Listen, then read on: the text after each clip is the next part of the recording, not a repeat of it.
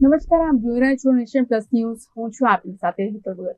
રાજ્યભરમાં આજથી પુરુષાર્થ અને પ્રારબ્ધની કસોટી સમાન ધોરણ 10 અને 12ની બોર્ડની પરીક્ષાનો પ્રારંભ થયો છે. ત્યારે વડોદરાની ઉર્મી સ્કૂલ ખાતે મેયર પિંકી સોનીની પ્રેરક ઉપસ્થિતિમાં વિદ્યાર્થીઓનું ઢોલ નગારા અને પુષ્પવર્ષા સાથે ઉષ્માભેર સ્વાગત કરવામાં આવ્યું હતું. વડોદરાના પરીક્ષા કેન્દ્રો પર આજે વહેલી સવારથી જ ઉત્સાહ અને મંગલમય વાતાવરણ જોવા મળ્યું હતું. ખાસ કરીને ઉર્મી સ્કૂલ ખાતે વિદ્યાર્થીઓને આવકારવા માટે વિશેષ આયોજન કરવામાં આવ્યું હતું. વડોદરાના પ્રથમ નાગરિક અને મેયર પિંકી સોનીએ વિદ્યાર્થીઓના મોઢા મીઠા કરાવીને તેમને પરીક્ષા માટે શુભેચ્છાઓ પાઠવી હતી. આ પ્રસંગે વોર્ડ નંબર 3ના નગરસેવકો અને કાર્યકરો પણ મોટી સંખ્યામાં ઉપસ્થિત રહ્યા હતા. ઉર્મી સ્કૂલની પરંપરા મુજબ વિદ્યાર્થીઓનું સ્વાગત ઢોલ નગારાના તાલે અને પુષ્પ આપીને કરવામાં આવ્યું હતું, જેથી વિદ્યાર્થીઓનો તણાવ દૂર થાય અને તેઓ હકારાત્મક ઉર્જા સાથે પરીક્ષા આપી શકે.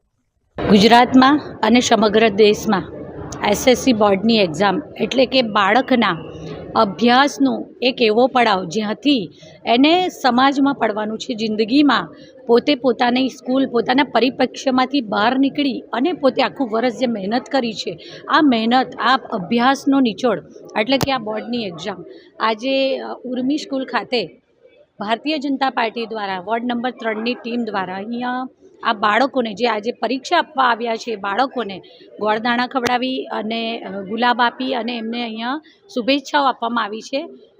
આખું વર્ષ ખૂબ મહેનત કરી અને બાળક જ્યારે પૂરેપૂરી પ્રતિબદ્ધતાથી અભ્યાસ કરે છે ત્યારે એના પૂર્ણ આખા વર્ષના અભ્યાસનો નિચોડ આજે એને પરીક્ષા ખંડમાં એનો થતો હોય છે. ત્યારે શુભેચ્છાઓ આપવાની સાથે હું બાળકને પણ કહીશ કે કોઈ પણ પરીક્ષા એ આપણી જીવનનો આખા જીવનને કદી ક્યારેય નક્કી કરતું નથી હોતું.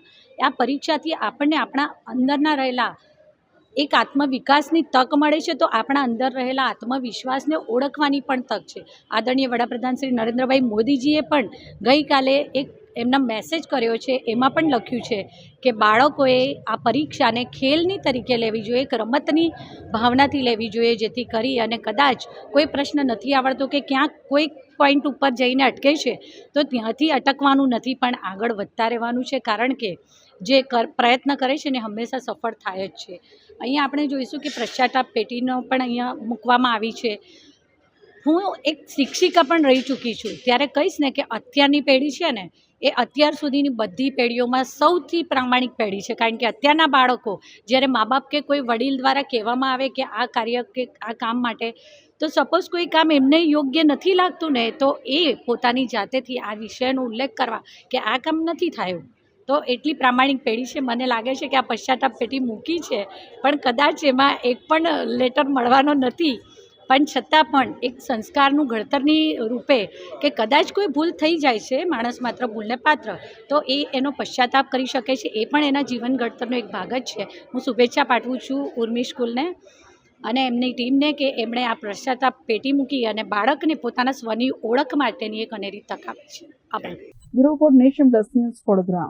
સમાચારોના સતત અપડેટ મેળવવા માટે અમારી નેશન પ્લસ ન્યૂઝની યુટ્યુબ ચેનલને સબસ્ક્રાઇબ કરો, બેલ આઇકન દબાવો અને જોડાયેલા રહો ફેસબુક, ઇન્સ્ટાગ્રામ અને ટ્વિટર પર.